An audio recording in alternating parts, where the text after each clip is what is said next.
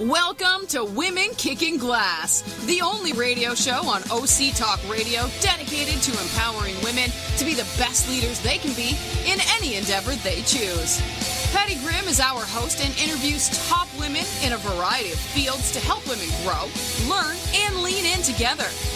Patty has over 25 years of experience in primarily male-dominated fields in senior-level management positions. Patty is the owner of Advantage Training Limited, an organizational leadership team training company.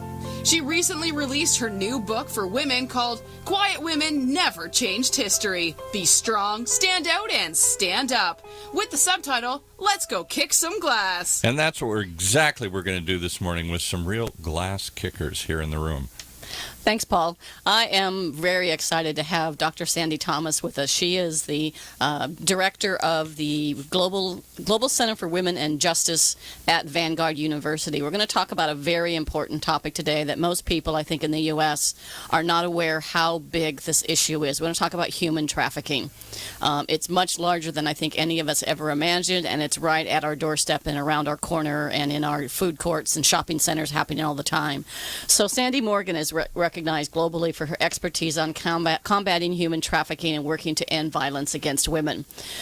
She began her anti-trafficking work in Athens, Greece, where she served on the board of the Athens International Nurses Association, and she also serves on Orange County's Human Trafficking Task Force.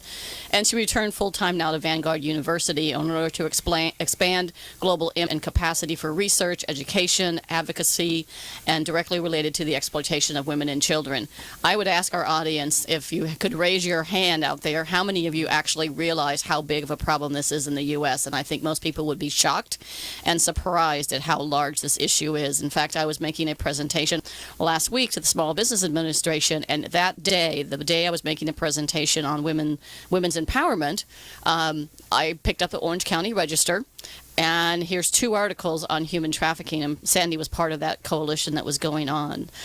She has, for 5 years, she's produced the bi-monthly Ending Human Trafficking podcast, and bi-monthly human trafficking podcast, which was recognized by the National Clearinghouse on Youth and Families, Department of Health and Human Services, as well as a great way to get up to speed on human trafficking. As director at Vanguard Global Center for Women and Justice, she oversees women's studies minors as well as teaching about family violence and human trafficking. So she's launched this great 12-part online program where people can actually get a certificate and can help against this issue or cause. And so, Sandy, thanks so much for joining us today on this really important issue. Tell us about your background, how you got to where you are, and how you started in this human trafficking endeavor. Well, first of all, thank you, Patty, for inviting me. Being a voice for those who have no voice is part of our Global Center agenda. We have a 3-pronged approach of study the issues, be a voice, make a difference. And if you don't study, you often have great intentions, but you say the wrong thing and you do the wrong thing. So it's a wonderful opportunity to be on your show. Thank you. So say those 3 things again, because I think that's really important. Study the issues, be a voice, make a difference. Studying the issues is why we started the Ending Human Trafficking podcast, and you can find 150 podcasts at endinghumantrafficking.org. It's why we started the curriculum for 4 classes, 12 units online for an human trafficking certificate. That's especially designed for people who are already out there in the field. So study the issues is one of our biggest contributions to fighting human trafficking in our community. Yeah, and I consider myself to be a little bit of a research geek. When I wrote my book, I spent 4 years interviewing almost 2,000 people on how to be a great woman leader. We seem to have a fire drill going on. Are we okay? Yeah. This is live radio. This is really, truly live. And if there's a fire drill, we'll let them do the drill. But if there's a fire, we're leaving. Exactly. Yeah, that's right. So how did you get started in this endeavor? You were in Athens, Greece, and how did you get started? I was already working on women's advocacy, publishing a magazine for women on family issues. In Domestic Greece. violence was a huge issue. Yeah, my husband was there as the director of Hellenic Theological School, and so I wanted to be busy, and I'm a registered nurse, but they didn't recognize my license. So I discovered that public health issues were just a great door to addressing women's issues. And while we were researching for an issue of the Lydia Living magazine that we were publishing, we discovered how big human trafficking was right in our own backyard, right there in Athens, Greece. I became a volunteer for the Doctors of the World. I worked with our embassy, worked in our community with the Athens Bar Association. And when I came back to California at the end of 2004, I felt like this is going to be a vacation. Orange County, I'm going to retire. Disneyland. It's the happiest place on earth. And once you learn what human trafficking looks like, you see the signs. And I was shocked to see there's human trafficking in Orange County. Yeah. And it doesn't take long to find your peeps. There were a handful of people who were working on starting a task force, and I began to meet with them and became part of the original Orange County Human Trafficking Task Force. So let's define this for people. What is human trafficking? Human trafficking has three main elements. When someone's been recruited, obtained, transported, although being transported across a border is not a necessity. So if you've got three columns and you have to have one item from each. So that first one is someone's going to recruit you. The second column is they're going to use force, fraud, or coercion. Fraud means they're offering somebody who's really desperate a job that doesn't really exist, and when they get here, they're forced into labor in a kitchen, at a car wash, in a hotel, or they're forced into being commercially sexually sold. And then the last column is, are they being used for labor or for commercial sexual exploitation? The element of force, fraud, and coercion looks different in every case. Right. And so when we talk about human trafficking in Orange County, it is not just Orange County. I've seen articles and information. Knowing you were coming on the show, I did a little bit of research. Good not job. enough. But I saw articles about Colorado and Wyoming. I saw articles about different parts of the United States. And I think most people who live here in Orange County or in any nice community, you're blind to this. You simply don't see it until someone brings it to your awareness, and then you start to spot things that just don't quite look right. And that is such an important observation, Patty, because once people start to understand what it looks like, there is a hotline number you can call if you see something, and then professionals will take it from there. And that hotline number is 888-37-37-888. And last year alone, they received over 20,000 calls, and over 5,000 of those calls turned into actual human trafficking cases. So say the number again. 888-37-37-888. And 20,000 calls reported it, and 5,000 cases actually turned out to be true examples of human trafficking. Actual victims. So I've heard it described as human trafficking or sex trafficking. Is there really a difference, and if so, what is it? Yes, actually, one of the myths out there is that all human trafficking is sex trafficking. Right. And sex trafficking is actually more formally identified as commercial sexual exploitation, and the commercial defines it as someone is making a profit. And in the trafficking world, you have drug trafficking. People are selling drugs to make money. In human trafficking, people are selling people to make money. In weapons trafficking, people are selling weapons. And it's not about the immorality of what they're doing. It's about their greed to make money. Right.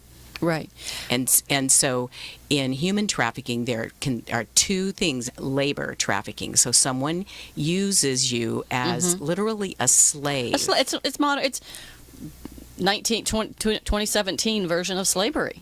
And, I sometimes talk to businessmen in Orange County because they're like, oh, it doesn't affect me. And it's like, when you're competing for a contract in any kind of service work or construction or whatever, if the other company has workers that are not being paid and they're being exploited through force, fraud, or coercion, that's human trafficking. They undercut your bid.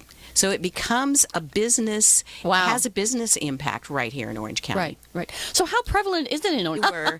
They were the hub for women being trafficked across the U.S., and they found them in an investigation that actually started in Minnesota. So Orange County not only is a destination, but it's also a hub for operations because we're so close to the coast and all of Right. those things. Our district attorney's office has prosecuted and gotten convictions on over 150 cases of human trafficking. Unbelievable. The OCTA, the Orange County Transit Authority, launched a Be the One campaign 2 years ago, and then the article that you just read last week, we launched a campaign with 10 buses that have a back-end poster that says, human trafficking, it isn't what you think. And it's we're talking about children who are victims. Yeah, one of the ones in the article in the Register was a girl who was her family, I guess, gave her up or sold her at age 11. And she had she had tattoos on her that nobody in her family or her relatives ever asked about it. Yeah, and actually her parents did tell her. She was recruited she had difficulties in her home, and it's a very common story for domestic child trafficking. That they've run away from home or they've Right. been recruited by a guy, a trafficker, we often call them pimps, who tell them they're beautiful, who tell them that they have value for them, and they give them all of that attention that they've been missing. And neglect is a huge risk factor for children being lured into human trafficking. Yeah, yeah. There was a very public case a couple of, I guess maybe about a year ago, could have been longer, about a member of the royal family that was keeping someone basically as a slave here in Orange County. She had 5 foreign national slaves, and even though we didn't get them, she did leave the country, and all 5 victims received services and will be able to continue to receive services for reunification with their families, and whether they want to be repatriated or bring their families here. Yeah, and so why is it so prevalent? I'll say, why is it so active in Orange County? Since I can't say the word prevalent. Well, one of the things is that we have a great human trafficking task force. It started rooted with the law enforcement in Westminster Police Department. Right. Big shout out to retired Deputy Chief Derek Marsh, who started that. It was then taken over by Anaheim Police Department, and Sergeant Juan Reveles leads investigations with teams across Orange County. And you don't find something that you're not looking for. So I think human trafficking is just as prevalent in a lot of other places, but Orange County is proactive and we are looking for it. Yeah, and one of the things I had heard is that we are both a destination, a place where people come, because there's a lot of wealthy people that are foreign nationals or others, just a lot of wealthy people that are willing to pay for that slave or human trafficking or the sex, and that we're also a corridor between LA and San Diego. Absolutely. Which means they get caught in LA, they come to Orange County, they get caught in Orange County, they go to San Diego. Is that how that happens? Well, the corridor, it comes from every county around here. Many times there are van loads that come in from San Bernardino because some of the risk factors. Van loads that come in and drop and traffic the victims, girls and boys. Yeah, it is boys too. Into particular zones where they expect to have high tourism. But in Orange County, we have a lot of demand. You actually, in interviews with girls, our DAs have told us that they report when they're in San Diego, their nightly quota they're required by their pimp is about $1,000. When they come to Orange County, it jumps up to $1,600 because we have demand. And that's the question I want the public to start screaming about. Why are Orange County residents and tourists buying children for sex? Oh my gosh! I lived in Asia for 3 years when I worked for Microsoft, and we chatted about this a little bit. And we lived in Singapore. We went to Thailand a lot, and my husband and I were in Pattaya, Thailand one time, and there was a night fair, which I thought, well, that would be fun to go to the night fair, and you eat the local food and you see all the local things. And we got about 200 meters into the this night fair, which I thought was going to be a fun evening. And I kind of glanced over and I see these almost like pens, almost like a cattle. Well, you'd put cattle in these little booths full of young girls that were probably anywhere, I want to say possibly as young as 10 to probably as old as maybe 15, 16. In these booths, scantily dressed, and then walking along came all these typically overweight European men, right, that were picking the girls out of the booth and taking them back to their hotel or taking them someplace. And we got up to the point where we got into that fair, and I said to my husband, I can't be here.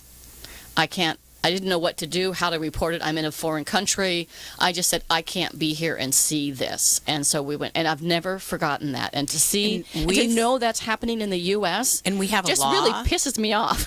Yeah, and I'm glad. I'm really glad. And we have a law against sex tourism. So if an American citizen travels to like a place like Thailand, right, they can be prosecuted right here. And we had a huge prosecution a few years ago and continue to have more of LA, Orange County, San Diego. It's like it's all overlapping. But really, traffickers don't raise their hands to be counted. And again, it goes back to you find what you're looking for, and we're looking for it, so we're finding it. Yeah, and I know I've got listeners from Seattle since I worked for Microsoft. So I've got people that I know are listening from Seattle. So the top three are San Francisco, Seattle, and Orange County. Well, on the West Coast. On the West Coast, yeah. Yeah. Okay. And I have to tell you, all three of these areas have very active task forces. So they're finding something because they're looking for it. And if you're listening to this and you're in an area where you think, oh, we don't have human trafficking, I think it's because you're not looking for it. Yeah, it's like if you buy a particular car of a particular color, you thought, well, I'm buying this car of a particular color, it's very unique, but once you buy it, you see it everywhere. It's like everybody has that same white, whatever model of car you have. Once you maybe start to be aware, like we're going to talk about this, how do people spot this, and then what do they actually do when they do see it? So we want to talk about that for sure. But it's just kind of those things that you just become more and more aware of it. Things just don't feel right. It's almost like that, in some cases, that woman's instinct. That something just doesn't look right. And I know you're going to become quite the advocate for this, so I want to give you I talk about it all the time. Orange ribbon to wear. Thank you. And when people ask you, why are you wearing an orange ribbon? Women are supposed to wear pink, right? Right. But it's to remind you to tell people when you see something, say something, and call the 888-3737 888 number. So when you see something, say something. Mm-hmm. Mm-hmm. And when they call the hotline, what do they say? I mean, what's the best way that we can be advocates for this? You tell them where you saw it, what you saw, and then they can triage that call as something that from victims. Mm-hmm. Okay. So how does a person, these pimps or these men, or I guess in some cases like the woman from Saudi Arabia that had the slaves, how do they get control over somebody? So that middle column we talked about, force, fraud, or coercion. And many, many times it's easier. I like to talk to people about the movie Taken because almost everybody's seen it. Right. And Taken 1, 2, or 3. I think there's 3 of them. Yeah, maybe there's 17. I don't know. I didn't go to any of them. I just saw a lot of clips and people to ask me about it. So I did do a little research, and what I like to explain to people is real trafficking would have ended 6 minutes into the movie, but Hollywood can't sell tickets for a 6-minute movie. No. And there aren't going to be any thugs knocking down and stuff and breaking things and leaving clues for Liam Neeson to find. Yeah. So real trafficking, once they ask a girl to come to a party and then they drug her and you never see her again. Once they tell you start grooming a girl, they tell her she's beautiful, I'm falling in love with you, that buy her presents. She shows up at school with new boots, a Gucci handbag, and her nails done, and she's never had those kind of resources before. Right. Those are all grooming exercises. A lot of that happens now online. Girls are lured in chat rooms on Facebook. Mm-hmm. We have 4 cases in Orange County where they got a conviction for somebody recruiting online on Facebook. Facebook is like for grandmas. Yeah, I'm on Facebook. Well, Facebook now is the platform for women in their 50s and older. Right. It's not cool anymore. Hello, we're doing Facebook Live, but that's okay because it'll also be on YouTube. So That's right. That's right. There you go. So this idea of understanding, especially with very young girls who are already marginalized, they may not have a happy home life. Right. Poverty is an issue. Parents who are immigrants becomes a risk factor for them. We've had cases in Santa Ana where the gangs have threatened a girl, and if you don't work on the weekend, work air quotes for those who are listening, then we're going to report your uncle who is undocumented. okay, or they threaten the family. Yeah. They threaten and that's back to that middle column of force, fraud, or coercion. Coercion is a threat. And it is a myth that you can spot these girls because they're handcuffed to a rail or they're tied up or they're all beaten up. Yeah. They do get beat up by their guerrilla pimps when they haven't brought their quota, when they've been picked up and they're afraid that they've given up information. But most of the time, these are businessmen who want to make money, and you can't sell a damaged product. No. I mean, that sounds really crass, but they go get their hair done, they get their nails done, because this is a commercial enterprise. It's a product. It's like selling this pen. That's right. Or worse. And one of the things that's kind of interesting is that you know, how do you, I guess you can try and spot it, and then you report it, like you said, to the hotline. So that's probably the first thing that people can do. And I think in the intro we might have said this, but if not, it's the number 2 crime, we think, based on what we know. Those are cases reported. You got to remember that a lot of these cases don't get reported. But human trafficking is the number 2 crime in the U.S. behind drug trafficking. And a lot of because trafficking, there's money in it. Exactly. And a lot of trafficking that's represented here in the United States is in the form of products that we get cheaper from other countries where slavery is used, Right. where human trafficking is. So, for instance, when you're shopping and you think you're being really smart because you're buying the cheap chocolate, you may actually be creating demand for cheap chocolate that is made by using child slaves on the west coast of Africa. Wow. If you're buying 3 cotton t-shirts for $10 at the flea market, I just want to let you know 20% of the world's cotton is harvested in Uzbekistan, where children are forced laborers, human trafficking victims. So the California Supply Chain Transparency Act helps us Right. go online and be responsible, socially Right. responsible about how we use our dollars to drive demand for slavery.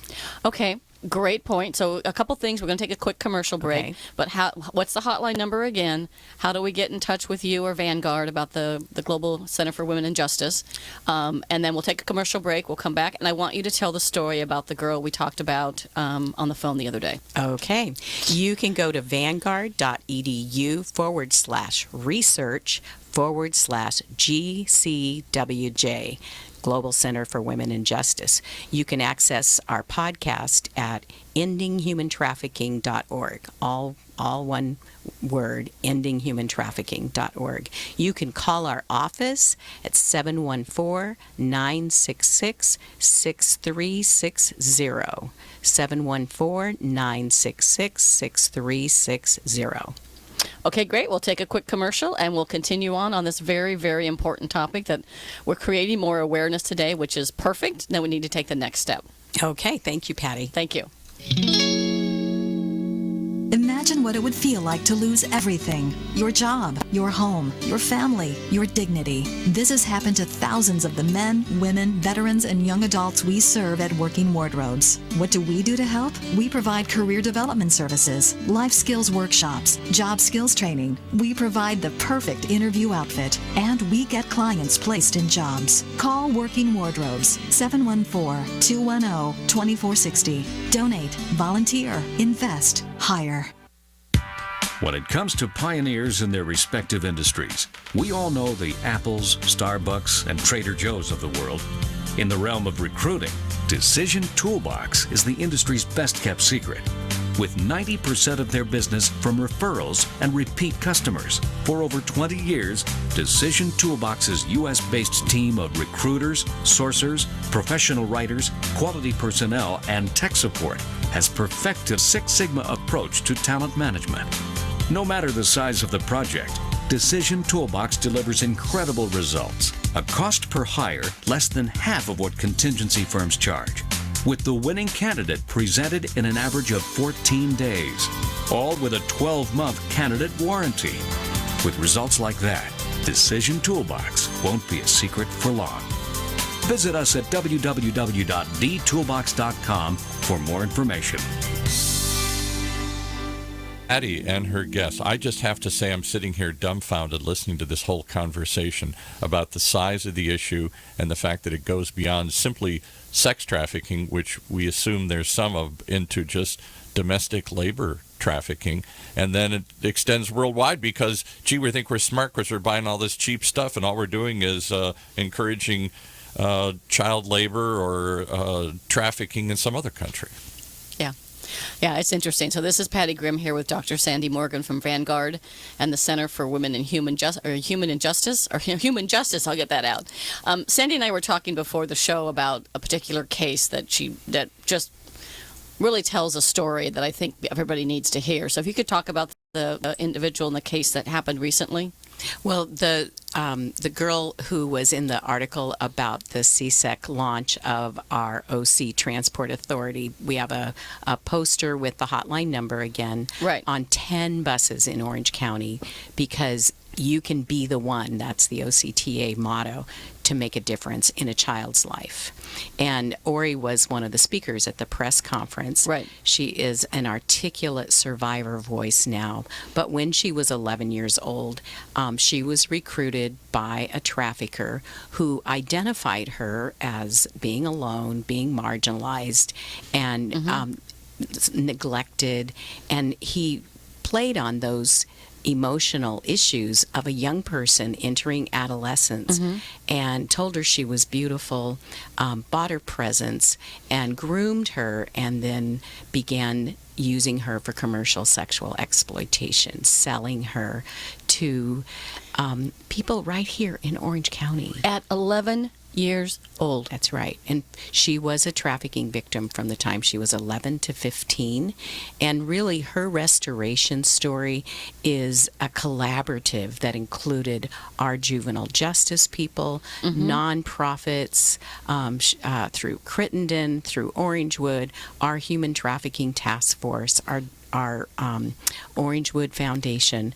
They've all been, one organization is almost never responsible for one story. It takes a community to come around a child. Yeah, and I heard this many years ago as well, is that the reason the girls end up in these situations is because they don't have a sense of belonging, they don't have a sense of family, they have low self-esteem.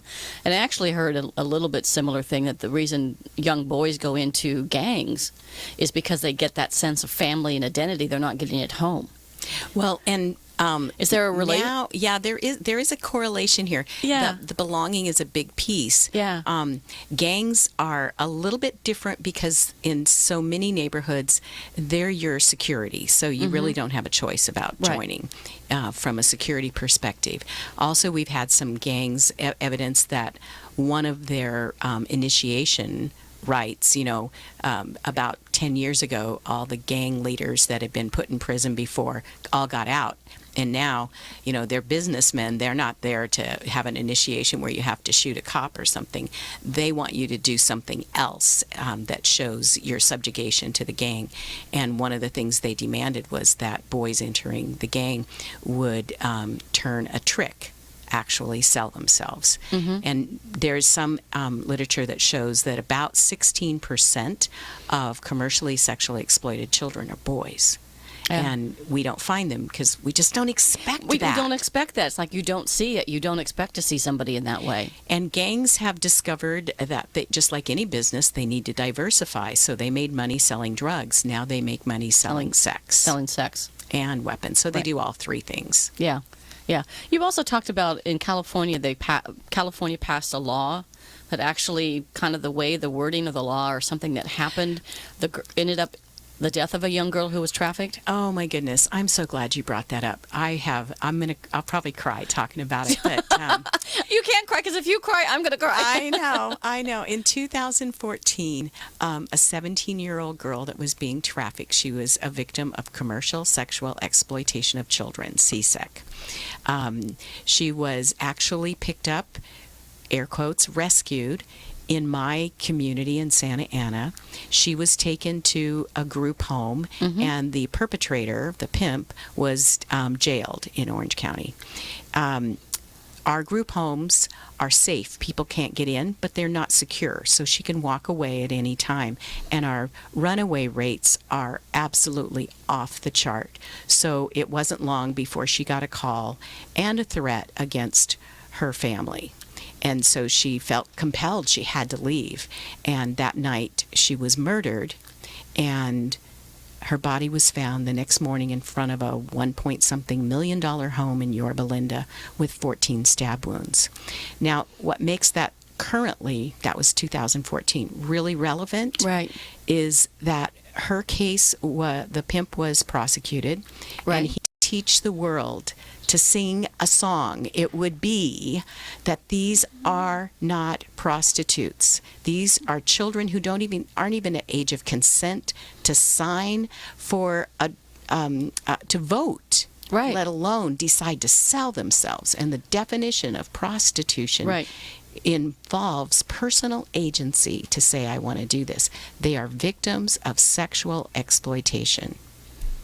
That's great. That's great to And hear. our media needs to quit using the word prostitute. And it's like fingernails on a chalkboard. If I hear anybody say child prostitute, you can't use those two words. No. And you can't It's say not child pornography either. It's not allowed. Okay. I'm the teacher, and I will give you time out if you say that. I'll have to write on the chalkboard 25 times. 25 times. This is not. That's right. It's not. Okay, that's good. So why has it progressed so far? Why is this kind of just... It seems just like I started hearing about it a couple of years ago when I started doing some of my research about it, and I was originally going to have another guest on my show on human trafficking who couldn't make it. So I'm so glad that I came across you through my neighbor Mary Beth. I'll have to give a shout out to Mary Beth. Shout out to Mary Beth. Yay, Mary Beth. We were walking our dogs and we were talking. She goes, "Oh, you need to meet Sandy." So that immediately within a couple weeks we had this scheduled and ready to go. So that was kind of how quickly it had. But why has it gotten so big? Because it's just... Well, I personally think it's been big for a really long time. There's all kinds of estimates about how big this is as a global industry. Right. Some people don't include sex trafficking. Some people don't include labor trafficking. So 91 billion was the latest number. But they're not raising their hands, so you can't use those kind of statistics. Right. But we are now refining our ability to identify, to intervene, and to do prosecutions on these cases. That's the big difference. We're finding what's been there all along. It's like back in the 70s when we started actually passing laws against child abuse.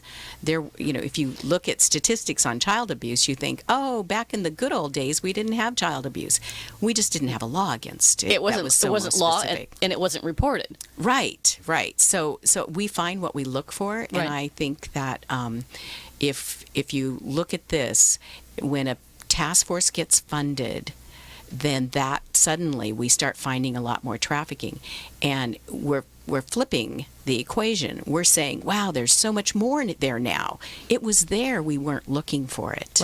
Right. So help us understand so if I'm at Newport Center or I'm at South Coast Plaza or if I'm someplace, help me understand or help the audience understand, what do we look for? What could we just make our antenna aware of so we could maybe spot these cases, and then we call the hotline? What are some signs? Well, some of the signs are when people don't make eye contact with you in the service industry. If you ask them questions, they look around to see if anybody is watching them. In a nail salon, I once suggested, because I could tell this foreign woman was not happy in her job, and I made the suggestion she should change jobs then, go do something else. And she got really quiet and really afraid, and then I saw the owner looking at her, and I realized, oh my goodness, she can't leave. The idea that there are kids not in school on Fridays and Mondays, teachers can report that seems to be something going on, that this kid is gone every weekend and comes back on Tuesday morning. Well, they took them to Las Vegas, they took them downtown, they took them to the area on Beach Boulevard here in Orange County that is such a popular area for pimps to take their girls. Those kinds of things. You look for, sometimes people who are in our healthcare providers have more access to actually see up close and personal, and may see tattoos, may see injuries that are consistent with being trafficked, and they can also be part of identifying. Everyone can be part of the solution, and one of the things that I'm especially excited about is the role of educators in identifying our commercially sexually exploited children. They are becoming much more equipped to know who to call and how to report, and that's important for child serving professionals across the board. Okay, great. And I guess if you were in a situation where you spot something that doesn't look right, maybe you could just pull out your camera, maybe try and take a little picture. They don't recommend that. They don't recommend that? I was wondering. If you want to risk that, but you don't want them coming after you. Right. And we don't want citizens doing investigations. Sometimes that is a possibility, but don't try to do that. We've had some really difficult circumstances where citizen investigations have gone very awry and not been safe. So don't take a picture with your camera. No. If Or you're with your far, phone. far away, maybe. But mostly note your surroundings and as much information as you can and call it. And because we have an amazing investigative team here in Orange County. Yeah. I also heard something about a particular, that a Super Bowl was a time when there was a large amount of, and is that just limited to the Super Bowl city, or is that just because of the Super Bowl is going on overall and there's parties everywhere? Yeah, that's kind of a gray area. Law enforcement gets a little bit frustrated with that myth that goes out. And nonprofits spend huge amounts of money to bring all their people to the Super Bowl. Right. But it does raise awareness that kids and people were already there. Right.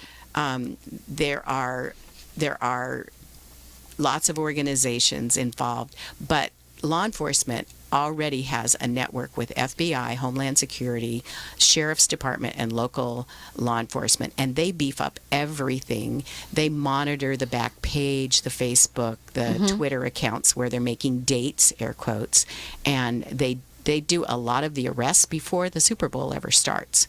Right. And so it's a good way to raise awareness, I suppose, but I'm really past awareness. Right. Taken did as much awareness as we need. Now we need people to learn how to do this, how to report, how to be part of a community that creates an environment where trafficking will not thrive. If you have a hotel in your city, most likely trafficking has happened in that hotel. I've heard hotels, shopping malls, food courts, are particular areas where you might spot things happening that just don't quite look right. That kind of antenna or instinct where you kind of see something that right. So if you look see something, call the hotline number. Yeah. Don't go investigate yourself. Yeah. Yeah. And I think the thing is to go from, so this show is creating some more awareness. Mm-hmm. This will go out on YouTube and all of our social media, and I hope everybody spreads this out as well, because we want to move from awareness to action. Yes, yes. And the bus campaign was, you can be the one. Is that what it is? Yep, be the one. Be the one. Be the one. Be the one who does something that makes a difference and stops this horrible crime from these young children.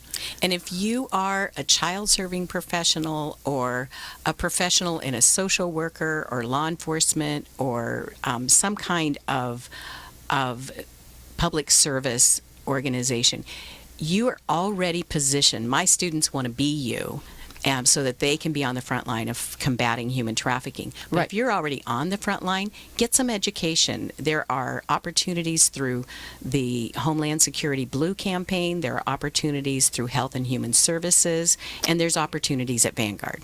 If nothing else, you can go to the Podbeans and watch some of the Podbeans and bring that awareness to your business. Mm-hmm. Like if you own a hotel or you work in a hotel, maybe you're general manager of one of the hotels here locally, and maybe you bring that pod recording in, that Podbean or podcast recording in for people to listen to, and maybe have a discussion about, well, where could we possibly see this in our place of business? And there's growing awareness and actual groups of people collaborating, like I-5 Freedom Network. Yep. There's legislation in Sacramento right now that's aimed at requiring hotel staff to receive 2 hours of training.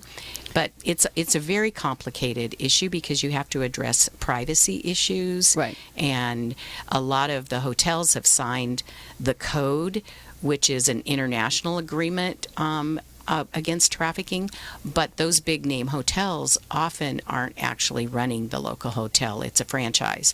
So how Right. do we work with Right. that? So everything is really complicated. Yeah. So so somebody who has been a victim, what kind of support do they get when somehow, like the girl that was in the article, somehow she gets out of the situation? I'm so glad you asked So that. what kind of resources, support do they get, the and law. what could we give? The law requires that services be given to those victims, and they get health services, mental health services, social services, job training. Here in Orange County, community service programs and Salvation Army both work with our victims to provide those kinds of resources and help them navigate the whole legal system and accessing those resources. California Victims of Crime provides resources towards their restoration. Finding jobs, that's a big deal. Yeah. Open Gate International just started a culinary arts school. And Wow. that's an amazing thing. It's right in Costa Mesa, an 8-week mentoring program, and they help you find a job afterwards. So the community is Yeah. finding people in the community who will employ survivors and help them get reintegrated. That's one of the things community members can do. Community members can volunteer at the task force. There's an entire program for that, and you can go to ochumantrafficking.com to find out about when their public meetings are. ochumantrafficking.com, and there's lots of opportunities to volunteer. That's awesome. That's awesome. And I think in years ago, when some of these things were happening, not just on the human trafficking side, but just even getting women off the streets who have been homeless, or women veterans. There's a huge problem with women veterans that are homeless. But the idea originally was that we'll give them a nice hairdo, we'll give them makeup, and we'll make them look pretty. And the problem is that doesn't solve what's on the inside, which is far more damaging than what is on the outside of this individual. They're not solving the self-esteem issues, the lack of confidence, the feeling guilty. Because I'm wondering if some way these girls actually feel guilty. Well, that's part of their therapy, and they continue to get therapy. Yeah. I think the number one need for a survivor is a job and housing. Yeah. And if you can imagine with their history, they're not going to qualify during the background check. They don't have a financial history. They don't have a job history. They don't have a job. What was your last job? Yeah. What do you say? Right. So, and I know so many survivors who are struggling because they can't get stable employment. Right. And we all want to come and take them to get their hair done, but they need a job. They need a job. And they won't have self-esteem by just telling them, you're beautiful. The pimp already told them that. Yeah. They won't have self-esteem by saying, wow, you're awesome. We just think the world of you. You can't take that to the grocery store and buy groceries for your family. And there's a lot of stigma with staying on food coupons and things like that. A job builds your self-esteem overnight. We have to have action, not just words. Yeah, and so what tools do these victims need, or what could the community be providing? Providing them jobs, yes. Jobs. Job training programs. Housing for our minors is continues to be our number one need. This week, when I talked to our presiding juvenile judge, her roster for that day was 8 girls, and finding placements for them that are safe, not like a group home where they can run away. Right. Those are key pieces of this, and we need the entire community to surround us to be able to have dedicated housing for CSEC kids in Orange County, dedicated housing that is safe and secure. Right. And meets all of our government regulations. I can't even begin to tell you how many people I've talked to who've asked me for advice, and they want to start a home. And when it all finishes, they are only licensed for adults 18 and over, because it's much more difficult, much more rigorous process. Right. And we need that. That's what we need in Orange County. So what is Vanguard University doing to help? Well, Vanguard University, I love being the director of the Global Center for Women and Justice.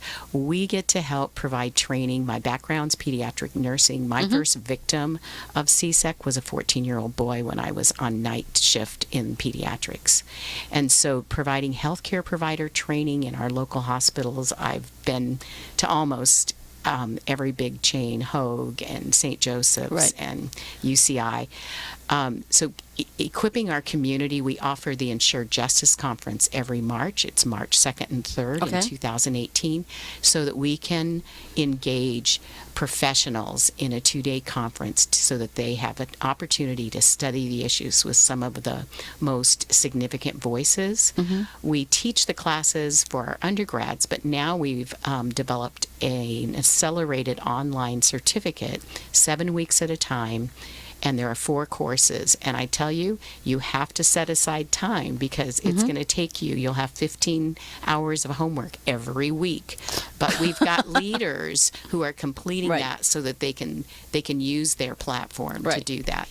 And we do the Ending Human Trafficking podcast, so that if you're driving to work and you just want to get up to speed on this, you have something to listen to that will bring you that knowledge so you can study. Okay. So one last time, how do we get in touch with you or find out more? Where can people go? What's the hotline number so we get all that out? You can email me at gcwj@vanguard.edu. You can go to our website, vanguard.edu/research/GCWJ, and you can call our office, 714-966-6360. But if you see something in the community, don't wait to call my office. They're only open 8 hours a day. Call the hotline, 888-37-37-888. Thank you, Sandy. This has been great, and I hope we've got people that are not only listening to this, but will pass this on to their friends and the people they work with, because I think we all need to come together to move from awareness to action and be the one. Thank you Be the so one. much. Yeah. OCTA is going to love it that you did that shout out for them. Watch for those buses. And we're partners. Right. And so in the bottom right corner is the Global Center for Women and Justice Vanguard logo. Okay, great. And I have a couple words in closing. So this is Patty Grimm with Women Kicking Glass. You can get in touch with me at pattygrimm@live.com, and that's PATTIEGRIMM@LIVE.com. Also, too, just like PBS, we are looking for sponsors for the show. So if there's someone out there that would like to sponsor the show for a month or 3 months or 6 months or longer, I'm interested in finding more sponsors so we can keep this great radio show going. It's a community service. And I've been funding these on my own since December, so now I really need to reach out to sponsors. So if you want to contact me about that, or I do my Women Kicking Glass and my Play the Game by Your Rules, How to Be a Powerful Negotiation Woman speeches, presentations, and workshops. And you can reach me at my website, or not at my phone number, area code 425-289-6619, or again, my email, pattygrimm@live.com. And thanks so much for being here, Sandy. This has been an awesome show, and I know we made a difference today. Oh, I appreciate the opportunity. And if anybody wants an orange ribbon, I have my orange ribbon on. office. I have my orange ribbon on. Call 714-966-6360, and they will make sure you get an orange ribbon. Okay, thank you. All right, thanks. Thanks for listening to Women Kicking Glass, the only radio show on OC Talk Radio dedicated to empowering women to be the best they can be. Listen each week or download the podcast at patty.grim.podbean.com. To reach out to Patty to schedule a speech webinar or to learn more about her leadership and team training, contact Patty at pattygrim@live.com. For more information about her company and her books. Have a kicking day.